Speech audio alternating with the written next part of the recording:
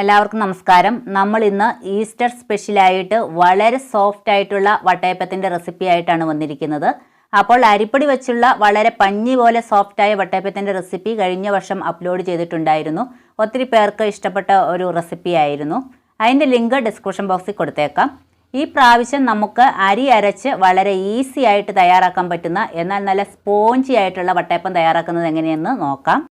അതിനായിട്ട് ഞാനിവിടെ 1 ഗ്ലാസ് പച്ചരിയാണ് എടുത്തിരിക്കുന്നത്. ഇത് ഞാൻ തലേദിവസം വെള്ളത്തിൽ കുതിർക്കാൻ ഇട്ടതാണ്. മിനിമം 4 മണിക്കൂറെങ്കിലും കുതിർക്കാൻ ഇടണം. പല ടൈപ്പിലുള്ള പച്ചരിയുണ്ട്. നല്ല ക്വാളിറ്റിയുള്ള പച്ചരി നോക്കി മേടിക്കാൻ ശ്രദ്ധിക്കുക. നമ്മൾ പച്ചരി കുതിർക്കാൻ ഇടുന്ന സമയത്ത് നന്നായിട്ട് വാഷ് ചെയ്തതിന് ശേഷം കുതിർക്കാൻ ഇടുക. വാഷ് ചെയ്യുന്ന സമയത്ത് നമ്മൾ ശ്രദ്ധിക്കേണ്ട ഒരു കാര്യം, പച്ചരിക്ക് നല്ല സ്റ്റാർച്ച് കൂടുതലുണ്ട്. അപ്പോൾ നമ്മൾ 5-6 പ്രാവശ്യം കഴുകിയെടുക്കണം. നമ്മൾ കഴുകുന്ന സമയത്ത് നല്ല പാല് പോലെയുള്ള നിറമായിരിക്കും വെള്ളത്തിന്. അത് മാറി വെള്ളം നല്ല ക്ലിയർ ആകുന്നത് വരെ കഴുകിയതിന് ശേഷം കുതിർക്കാനിടുക. ഞാനിതൊരു 7-8 മണിക്കൂർ കുതിർത്തതിന് ശേഷം അരിപ്പയിൽ വെള്ളം വാലാൻ വെച്ചിരിക്കുന്നതാണ്. ഈ അരി നമുക്ക് ഒരു മിക്സിയുടെ ജാറിലേക്ക് ഇട്ട് കൊടുക്കാം.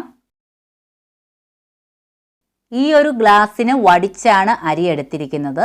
നമ്മൾ ഏത് ഗ്ലാസ്സിനാണോ അരി എടുക്കുന്നത് ആ ഗ്ലാസിൻ്റെ അളവിൽ ബാക്കി ഇൻഗ്രീഡിയൻസും എടുത്താൽ മതി. ഞാനിവിടെ 1 ഗ്ലാസ് അരിക്ക് 1 ഗ്ലാസ് നിറച്ച് തേങ്ങ എടുത്തിട്ടുണ്ട്. തേങ്ങ എടുക്കുമ്പോൾ ഒരുപാട് മൂത്ത തേങ്ങ എടുക്കരുത്. നല്ല പച്ച തേങ്ങ നോക്കി എടുക്കുകയാണെങ്കിൽ വട്ടയപ്പം നല്ല സോഫ്റ്റ് ആയിരിക്കും. ഇനി ഇതിലേക്ക് വേവിച്ച ചോറ് 1/2 ഗ്ലാസ് ചേർക്കാം.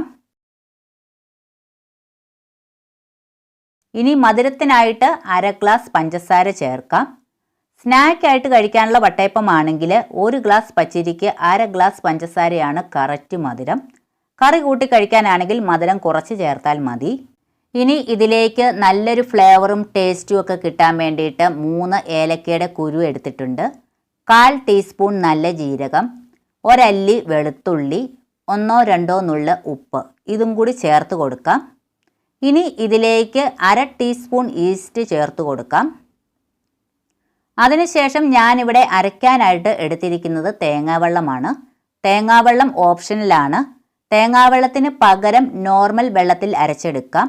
തേങ്ങാവെള്ളം ചേർക്കുന്നത് പെട്ടെന്ന് പുളിച്ച് കിട്ടാൻ നല്ലതാണ്. എനിക്കിവിടെ തേങ്ങാവെള്ളം 1 ഗ്ലാസ്സിന് അടുത്ത് കിട്ടിയിട്ടുണ്ട്. ബാക്കി ഞാൻ കുറച്ച് വെള്ളവും കൂടി ഒഴിച്ചു കൊടുത്ത് ഗ്ലാസ് നിറച്ചിട്ടുണ്ട്. ഈ ഒരു ഗ്ലാസ് വെള്ളമാണ് ഞാൻ ഇതിലേക്ക് ഒഴിക്കുന്നത്. എനിക്ക് 1 ഗ്ലാസ് പച്ചരിക്ക് 1 ഗ്ലാസ് വെള്ളം അല്ലെങ്കിൽ തേങ്ങാവെള്ളം, ഈ ഒരു അളവാണ് ഞാൻ ചേർക്കാറുള്ളത്. ഇതെനിക്ക് കറക്റ്റ് കൺസിസ്റ്റൻസി ആയിരിക്കും. നമുക്കിത് 1 മിനിറ്റ് ഹൈ സ്പീഡിലിട്ട് അരച്ചെടുക്കാം. ഈ അരച്ചെടുത്ത മാവ് നമുക്കൊരു പാത്രത്തിലേക്ക് ഒഴിച്ചു വെക്കാം. ഇതാണ് നമ്മുടെ മാവിൻ്റെ കൺസിസ്റ്റൻസി. ഒരുപാട് ലൂസും ഒരുപാട് കട്ടിയുമാകരുത്. ഏകദേശം ഒരു ദോശമാവിൻ്റെ അയവിൽ വേണം മാവ് തയ്യാറാക്കാൻ. ഇനി നമുക്ക് മൂടി വെച്ച് പുളിച്ച് പൊങ്ങാനായിട്ട് മാറ്റി വെക്കാം. ഓരോ സ്ഥലത്തെയും കാലാവസ്ഥയനുസരിച്ച് ഫെർമെൻറ്റേഷൻ ടൈം വ്യത്യാസപ്പെടാം. അതിനനുസരിച്ച് വെച്ച് കൊടുത്താൽ മതി. ഇപ്പോൾ നമ്മുടെ മാവ് നന്നായിട്ട് പുളിച്ച് പൊങ്ങി വന്നിട്ടുണ്ട്. എനിക്കിവിടെ ഏകദേശം 4 മണിക്കൂർ കഴിഞ്ഞപ്പോൾ പുളിച്ച് പൊങ്ങി വന്നിട്ടുണ്ട്. ഇനി നമുക്കിത് പതുക്കെ ഒന്ന് ഇളക്കി കൊടുക്കാം. ഇതിൻ്റെ എയർ ബബിൾസ് ഒന്നും പൊട്ടിപ്പോകാതെ പതുക്കെ ഒന്ന് ഇളക്കി കൊടുക്കാം. ഇനി നമുക്ക് വട്ടയപ്പം തയ്യാറാക്കിയെടുക്കാം. അതിനായിട്ട് ഞാനിവിടെ ഒരു പരന്ന പാത്രത്തിൽ നെയ്യ് അല്ലെങ്കിൽ എണ്ണ തടവി കൊടുക്കാം. ഞാനിവിടെ ഒരു ഇഡ്ഡലി പാത്രത്തിൽ വെള്ളം തിളയ്ക്കാനായിട്ട് വെച്ചിട്ടുണ്ടായിരുന്നു. ഇപ്പോൾ വെള്ളം നന്നായിട്ട് തിളച്ച് വന്നിട്ടുണ്ട്. നെയ്യ് തടവിയ പാത്രം വെച്ച് കൊടുക്കാം. ഇതിലേക്ക് നമ്മുടെ മാവ് ഒഴിച്ചു കൊടുക്കാം. നമ്മൾ വെച്ച് കൊടുക്കുന്ന പാത്രത്തിൻ്റെ 1/4 ഭാഗത്തോളം വരുന്ന രീതിയിൽ മാവ് ഒഴിച്ചു കൊടുക്കാം.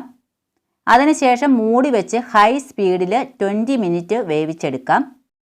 നിങ്ങൾക്ക് ഈ വട്ടയപ്പത്തിൻ്റെ മുകളിൽ ഗാർണിഷ് ചെയ്യാൻ താല്പര്യമുള്ളവരാണെങ്കിൽ 1 മിനിറ്റിന് ശേഷം തുറന്ന് കാഷ്യൂനട്ട്സും റേസിൻസും ചെറീസും ഒക്കെ വെച്ച് കൊടുക്കാവുന്നതാണ്. ഇനി നമുക്കിത് 20 മിനിറ്റിന് ശേഷം തുറന്ന് നോക്കാം. ഇപ്പോൾ ഒരു 20 മിനിറ്റ് കഴിഞ്ഞു. തുറന്ന് നോക്കാം. നമ്മുടെ വട്ടയപ്പം റെഡി ആയിട്ടുണ്ട്. നമുക്കെടുക്കാം.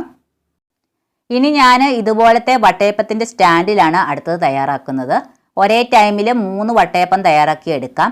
ഇതുപോലെ 4-5 വട്ടയപ്പം ഒക്കെ ഒരേ ടൈമിൽ തയ്യാറാക്കാൻ പറ്റുന്ന സ്റ്റാൻഡ് മാർക്കറ്റിൽ അവൈലബിൾ ആണ്. ഞാനിതിലേക്ക് നെയ്യ് തടവിയതിന് ശേഷം മാവ് ഒഴിച്ചു കൊടുക്കട്ടെ. ഇനി നമുക്ക് ഇതുകൂടി സ്റ്റീം ചെയ്തെടുക്കാം.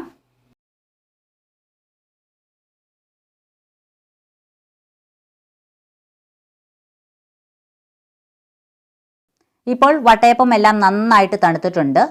നന്നായിട്ട് തണുത്തതിന് ശേഷം മാത്രമേ പാത്രത്തിൽ നിന്ന് എടുക്കാവൂ, അല്ലെങ്കിൽ ഒട്ടിപ്പിടിക്കാൻ സാധ്യതയുണ്ട്. നമുക്ക് സൈഡൊന്ന് പതുക്കെ ഇളക്കി കൊടുത്തതിന് ശേഷം നമുക്ക് പുറത്തോട്ട് എടുക്കാം.